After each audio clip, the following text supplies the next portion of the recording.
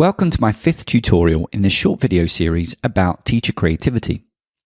In the past few videos, we've placed the teacher inside a box and highlighted various socio-cultural factors that influence how teachers respond creatively when working inside that box.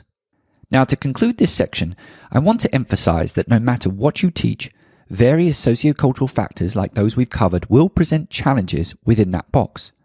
Challenges associated with students and administrators, technology and the curriculum, challenges with our physical space, resources, and of course issues around time constraints and the school schedule.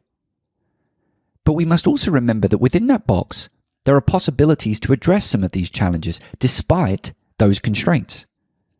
So teacher creativity is our ability to identify which challenges we can address and recognize the problems we can't address, and then take the appropriate actions that produce the type of outcomes that positively impact students and colleagues who exist inside and at times outside our environment.